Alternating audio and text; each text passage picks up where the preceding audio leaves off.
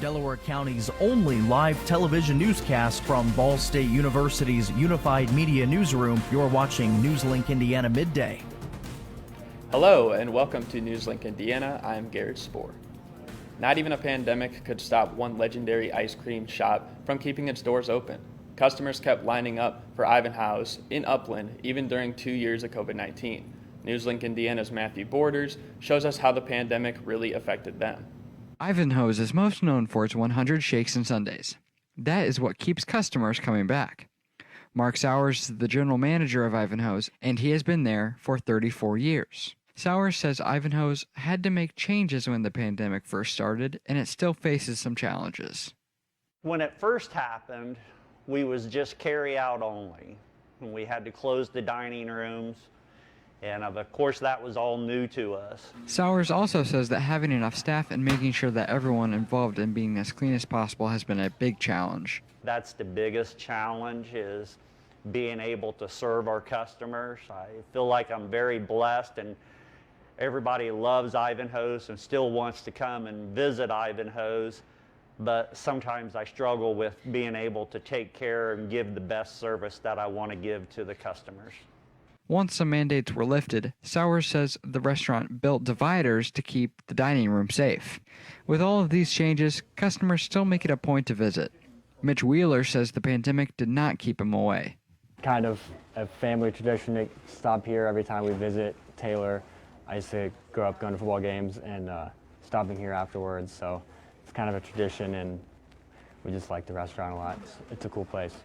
Ivanhoe's continues to have popularity throughout central Indiana and put smiles on the faces of its community even through the tough times. Sowers says they are looking forward to having people bring their friends and families to create memories. In Upland, Matthew Borders, NewsLink Indiana. You can find Ivanhoe's on Facebook under Ivanhoe's Drive-In. Police say an Indianapolis police officer was shot and seriously wounded, as well as a suspect in a shootout last night. Police say the shooting happened after two officers were dispatched around 10 p.m. to the scene of a reported accident, where dispatchers were told that the male in a red vehicle was, quote, acting strange.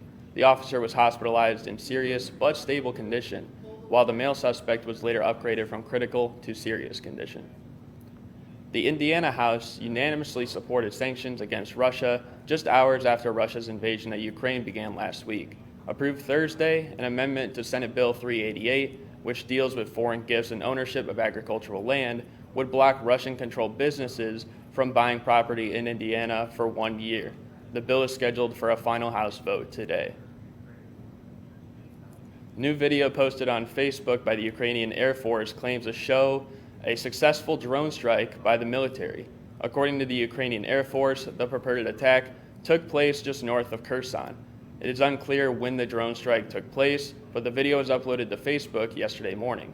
In recent days, Kherson has been the site of intense fighting between Russian forces attempting to advance across the Dnieper River. The escalation of military operations by the Russian Federation in Ukraine is leading to escalating human rights violations.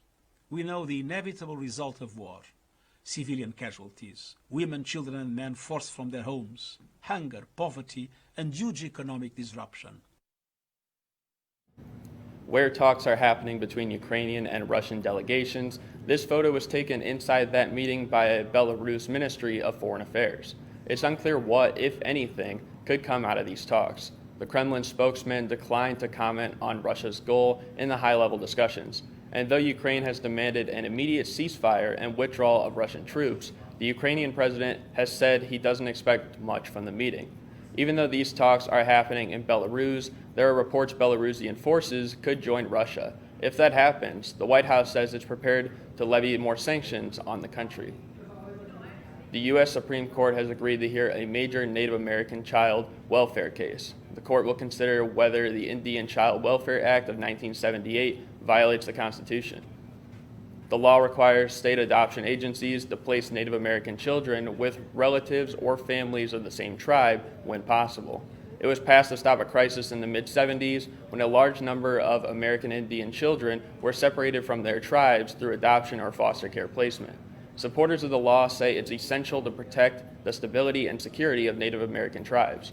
Critics say Congress exceeded its authority in passing the law and that some provisions violate equal protection principles.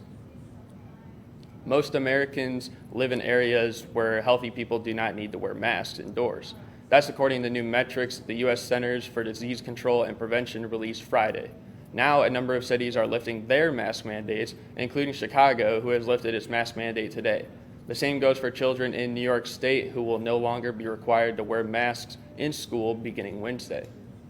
The CDC's new metrics indicate only 28% of Americans live in a part of the country where they need to wear masks indoors.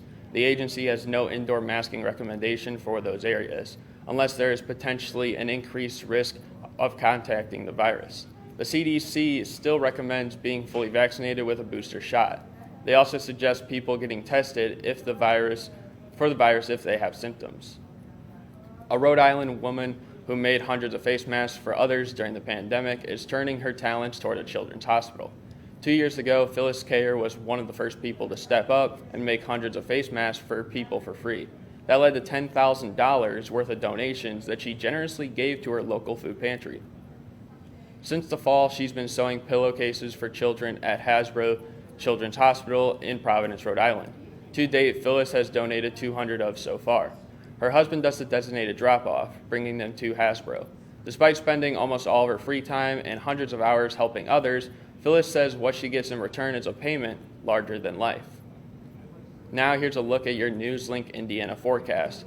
These are the conditions right now. It is 39 degrees under sunny skies. Last week's snow and ice are just a memory. Today we'll hit the middle 40s with lots of sunshine. And that's just the beginning. Now let's look at the 7-day forecast. Things are going to keep warming up. We may hit the 60s over the weekend, and it'll be mostly dry for the next week. That's going to do it for us this midday. Thank you for joining us. I'm Garrett Spohr. Be sure to tune in to NewsLink Indiana tonight at 6:57 on Ball State PBS. Have a great rest of your day.